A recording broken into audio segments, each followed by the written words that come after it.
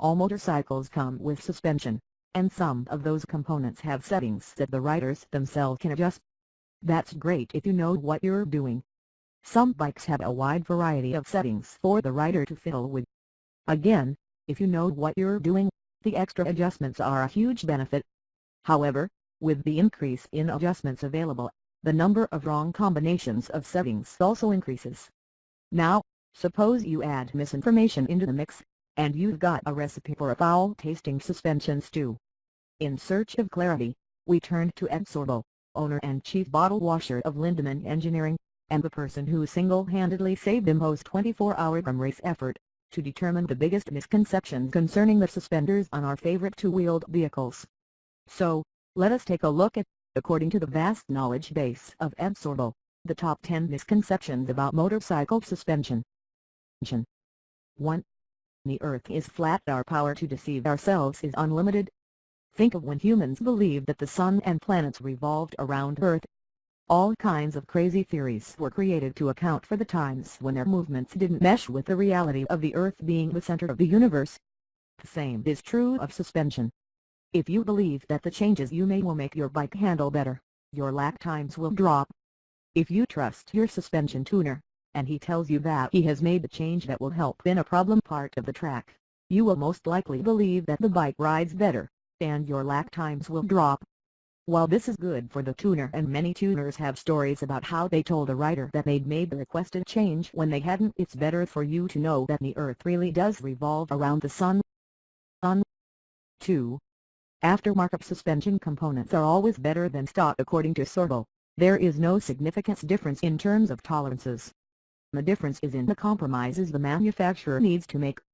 Think of the range that encompasses a novice street rider and seasoned track rider that the OEM needs to accommodate. However, in reality, aftermarket suspension manufacturers don't know any more about the buyer of a shock than the ODS.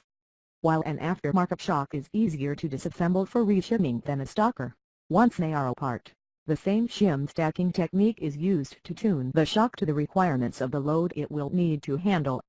Once an OEM shock is revalved, it is essentially an aftermarket unit.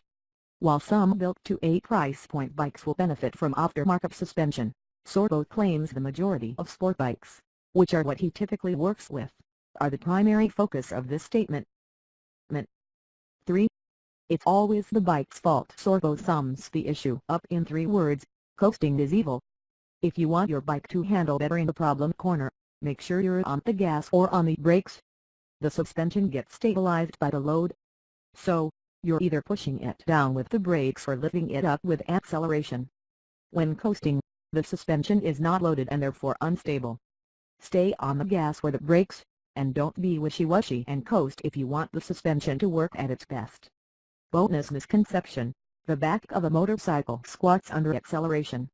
In reality, the rear suspension extends. Don't believe this.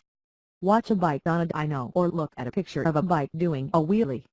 The squatting sensation comes from your butt being compressed into the seat. 4.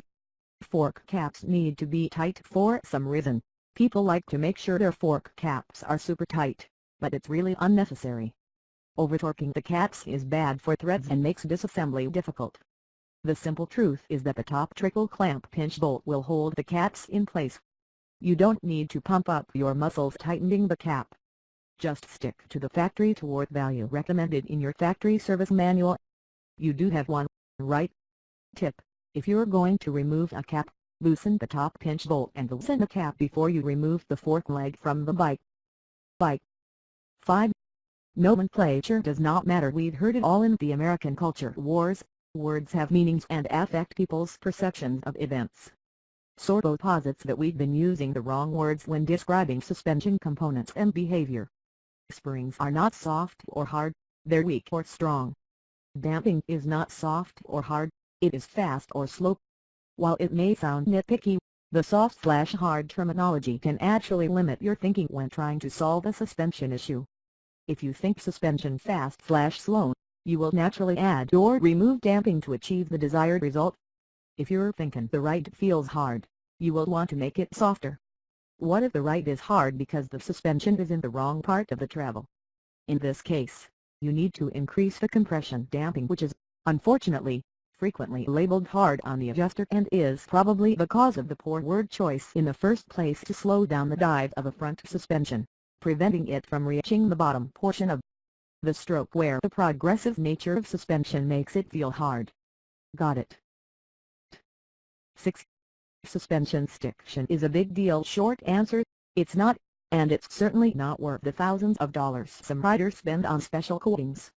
To visualize stiction, try this: think of a fishbowl full of water.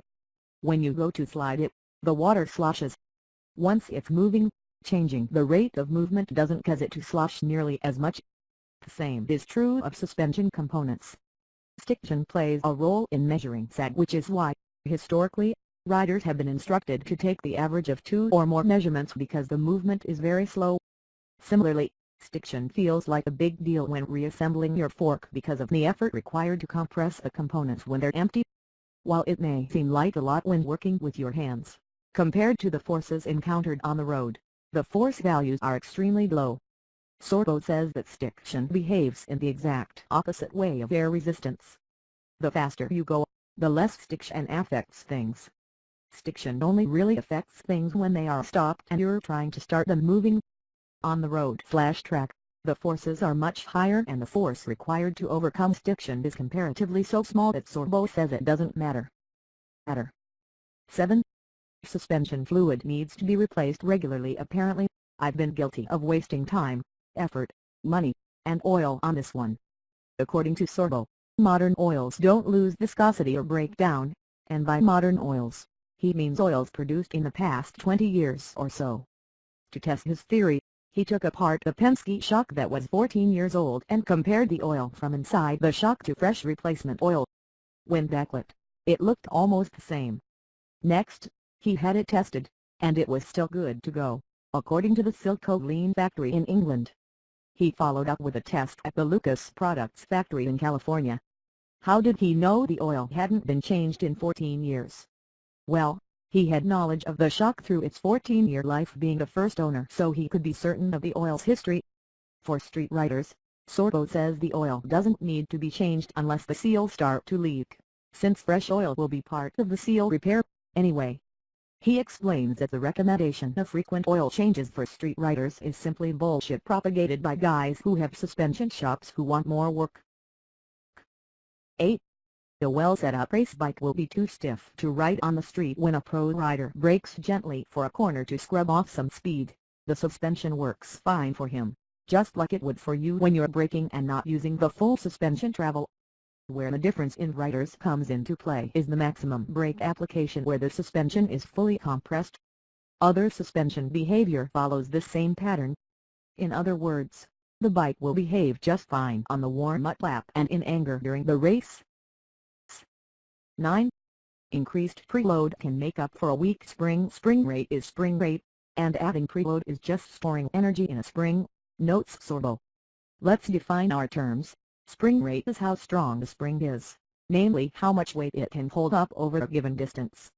One common way to measure a spring rate is inch-pounds, or what weight is required to compress the spring 1 inch. So, the 100 pounds spring is compressed 1 inch by a 100 pounds weight. For every additional 100 lbs, the spring gets 1 inch shorter. When you crank preload into your bike, you're storing energy in the spring. If you preload a 100 pounds spring 1 inch, then placing less than 100 pounds on top of the spring will not compress the spring more. So, it doesn't move anymore until you add more than 100 pounds of load to it. Placing 200 pounds on it will compress the spring an additional inch. If you were to instantly remove the 200 lbs, the spring would only decompress an inch, but it would do so with the force of a spring compressed 2 inches. When viewed from the perspective of motorcycle suspension, the bike with too much preload in an attempt to make up for a weak spring will bounce back more over the same size bump because it has more energy stored in it, which can cause the bike to wobble. 10. There are sweep suspension numbers that will work for every rider. While most people are aware that there is no free lunch, you'd be surprised at how many riders believe that there are a series of magic suspension settings for their bike that will transform it into a machine capable of performing feats once thought the province of only moto gods. or at the very least make them capable of riding faster than their buddies at the next track day. Well, we hate to break it to you, but suspension settings are determined by a variety of factors, not the least of which is the size and weight of the rider. For one group of settings to be the best for a particular motorcycle's suspension independent of the rider and conditions is ludicrous, whether you got them from a well-worn copy of your favorite magazine, a forum devoted to that motorcycle, or the whispered ramblings of your neighborhood homeless person that you overheard while he was in 7-Eleven buying the replacement roll of tinfoil protective headgear. Here,